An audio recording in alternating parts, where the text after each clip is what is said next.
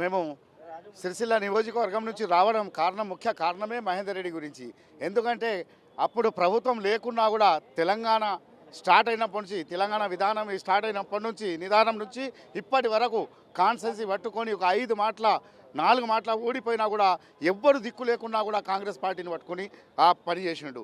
కాబట్టి ఆయనే భూములు అమ్ముకున్నా, జగలు అమ్ముకున్నా కూడా కాంగ్రెస్ పార్టీ నిదానం మీదనే నిలబడ్డాడు. కాబట్టి దయచేసి మేము ఒకటే చెప్తున్నాము, సీఎం గారు కానీ మహేష్ కుమార్ గౌడ్ గారికి కానీ ఒకటే విషయం చెప్తున్నాం. ఏంటంటే మహేంద్రన్నకు ఏదో ఒక పదవి, ప్రోటోకాల్ పదవి ఇవ్వాలి. ఆ సిరిసిల్ల అభివృద్ధి చెందుతుంది. మరి సిరిసిల్లలో పనులు కూడా అవుతాయి. ఎందుకంటే ఆ ప్రోటోకాల్ హోదా లేకుండా వరకు ఏమవుతుందంటే అక్కడ మళ్ళా కనుమరుగు కాకుండా కాంగ్రెస్ పార్టీ చూడాలని మేము కోరుకుంటున్నాం.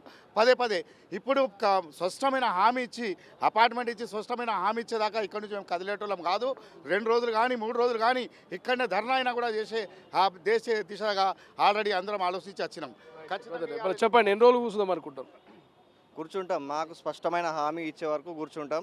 ముఖ్యంగా కేకే మహేందర్ రెడ్డి అంటే తెలంగాణ ఉద్యమాన్ని నడిపించినటువంటి ఒక ముఖ్యమైన నాయకుడు.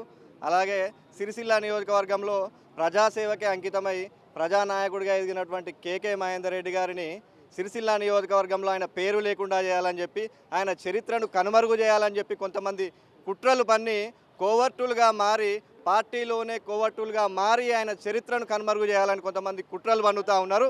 అందులో భాగంగానే సిరిసిల్ల నియోజకవర్గంలో 2023 అసెంబ్లీ ఎన్నికల్లో ఆయనకు టికెట్ రాకుండా మంతనాలు జరిపి కేవలం 20 రోజుల ముందు మాత్రమే టికెట్ కన్ఫర్మ్ చేసి మహేందర్ రెడ్డి గారిని 60,000 ఓట్లు వచ్చి కేవలం 29,000 ఓట్లతో ఓడిపోయేలాగా కొంతమంది కోవర్టులు చేశారని చెప్పి మాకు అనుమానాలు ఉన్నాయి. ఆ అనుమానాలను నివృత్తి చేసుకోవాలని చెప్పి, ఆ అనుమానాలను మా బాధనంతా మహేష్ కుమార్ గౌడ్ గారికి అలాగే మీనాక్షి నటరాజన్ గారికి చెప్పడానికి మేమందరం వందలాది మందిగా బస్సులలో, ఒక్కో మండలానికి 2-3 బస్సులలో ఇక్కడికి రావడం జరిగింది.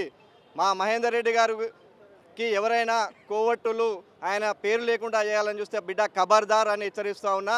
ఆయన పేరును కానీ ఆయన చరిత్రను కానీ చెరిపేయాలంటే ముందు మేమున్నాం, మీరు మమ్మల్ని దాటి మీరు మహేందర్ రెడ్డి గారి మీదకి పోవాల్సి వస్తుందని చెప్పి వాళ్ళకి హెచ్చరిస్తూ ఉన్నాం.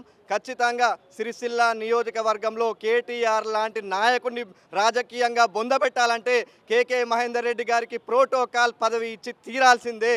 అతనికి ప్రోటోకాల్ పదవి ఇస్తేనే ఖచ్చితంగా కేటీఆర్ సిరిసిల్లాలో రాజకీయ సమాధి కడతాం, రాజకీయంగా ఆయనను బొందబెట్టి సిద్దిపేట దాకా తరిమి కొడదామని చెప్పి ఈ సందర్భంగా వీళ్ళకు వినతి పత్రం ఇవ్వడానికి మహేష్ కుమార్ గౌడ్ గారిని అలాగే మీనాక్షి నటరాజన్ గారిని కలవడానికి మేము వచ్చాం.